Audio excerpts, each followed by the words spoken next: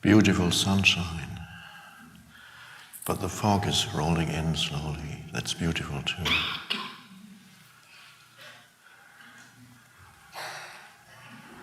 And quite often along the coast here, you get fog and sunshine at the same time.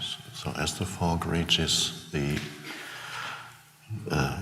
beach, it begins to dissolve, and then you have the sun filtering through the fog, quite magical.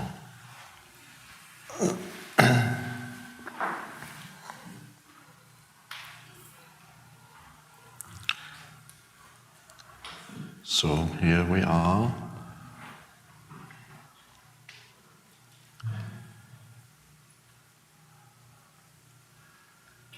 An interesting thing to observe while you're here especially, but the rest of your life also, is where your attention is at any given time, or more precisely in the present moment, which is all there is, where your attention is in the present moment. And whether your attention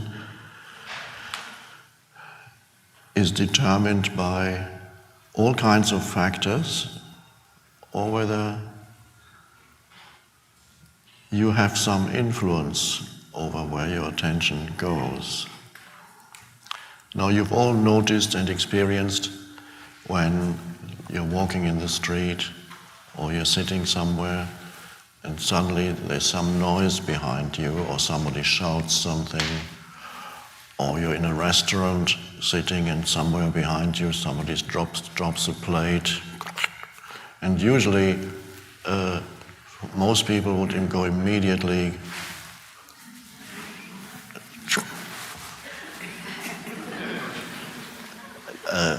it's an automatic thing. And these days, of course, you have other, not just plates breaking, which happens relatively rarely, but you have your phones demanding your attention. So you are having a wonderful conversation with a friend, and then you suddenly hear ping, ping, ping. You were just talking about it really connecting, and suddenly your attention goes, and it's a text message.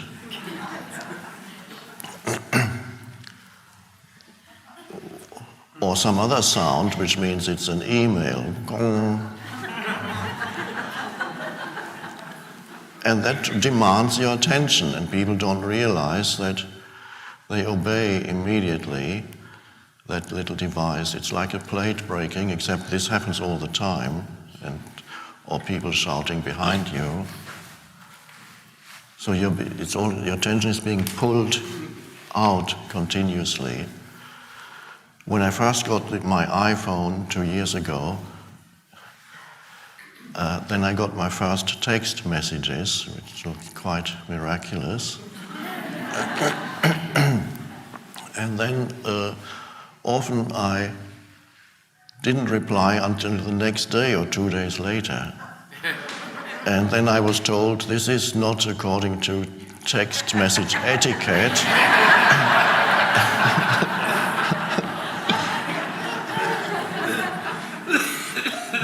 Text message etiquette dictates that you reply immediately. So occasionally I do that now, but and even now I don't always reply immediately, and I don't even look at it immediately. At first I did when I got the iPhone, and then I realized what it was doing.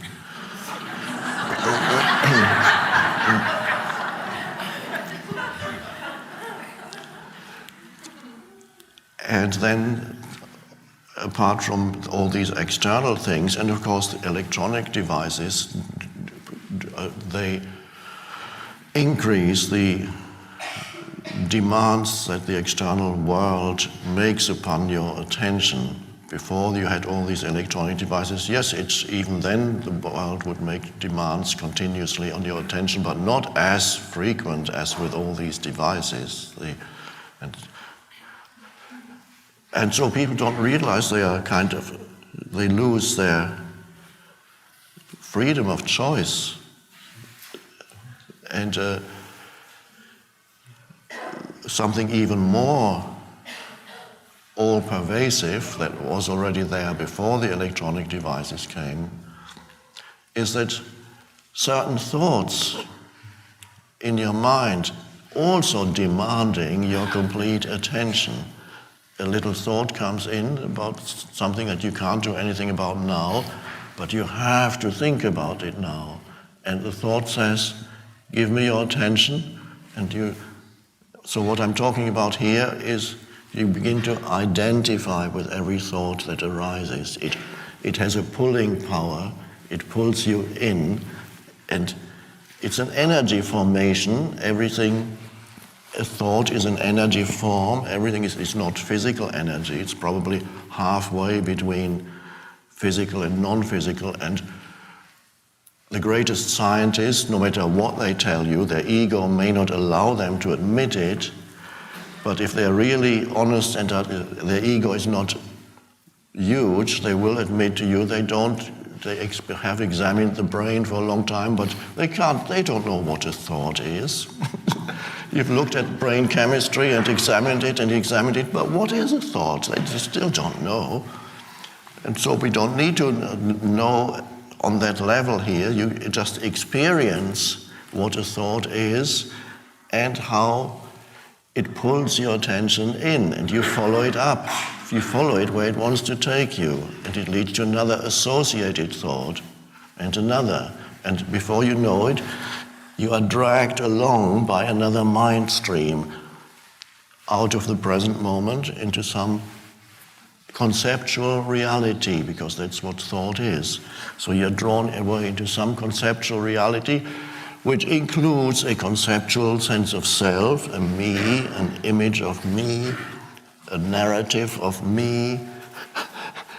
And so that is then the reality that you inhabit most of the time.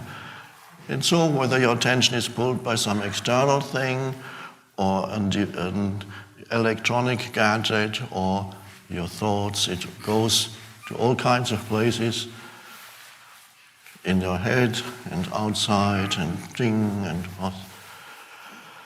And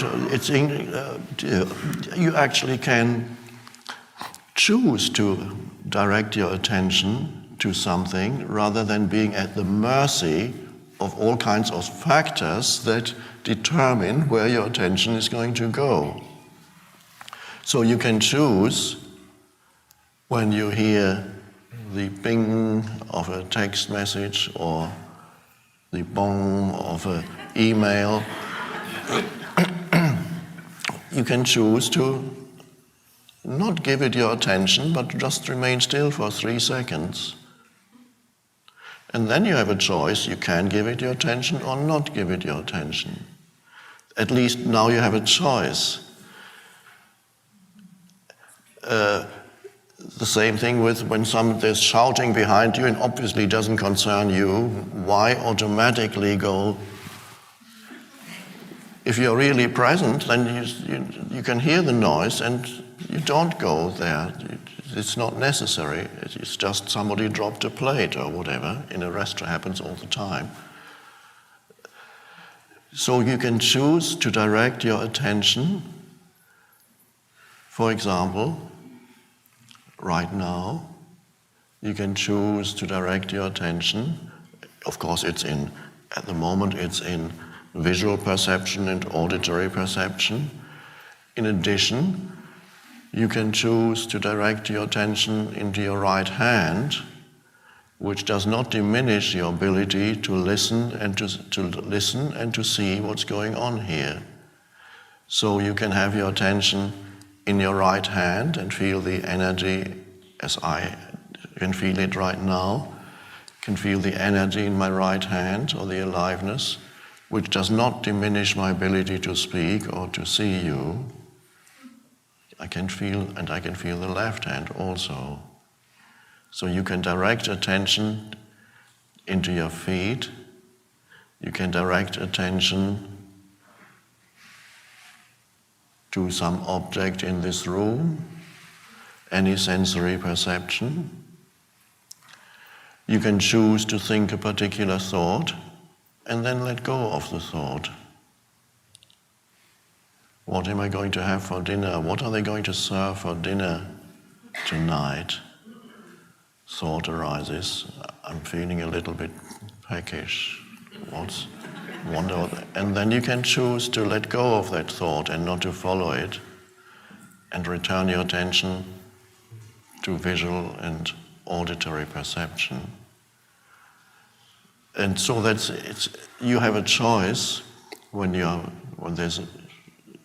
realize that you have a choice where you don't need to, and to practice with the electronic gadgets particularly, because the consensus is that you don't have a choice. You have to immediately look and check and reply or whatever immediately. It used to be just telephones, but the telephones had a line attached to them so that they were in a particular place. They didn't follow you around. But even when they had telephones, people would interrupt any conversation just because the phone was ringing. And at that time, they didn't even have caller identification. So you had to pick it up no matter who. You had no idea who was going to call. But it was ringing, you had to pick up and give your attention to that call. Then the time came, fortunately, when there was caller ID. At least you could look and see, who is called? Do I want to talk to this person? So the choice in directing your attention, and that is really the beginning of meditation, or any meditation practice, is to have some influence over where your attention goes. And usually in meditation, your attention is directed to a meditation object for a while. And some people get stuck there for 20 years or the rest of their lives. The attention may go to a mantra, which really is a thought or certain sounds that you repeat in your head or you speak out aloud. And so it becomes the focus for your attention, and you choose to direct your attention there rather than useless thinking.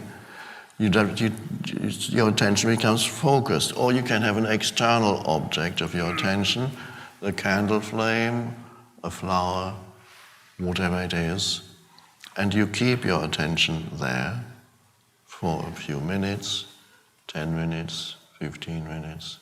And when it wanders away and you notice it's gone away, you choose to redirect your attention to the object of your meditation.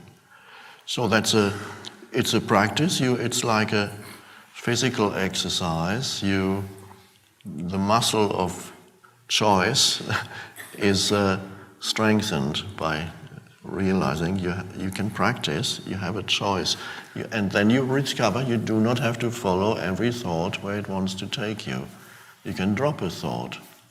Or you can recognize a thought as just another of those old thoughts, not interesting. And then it dissolves by itself.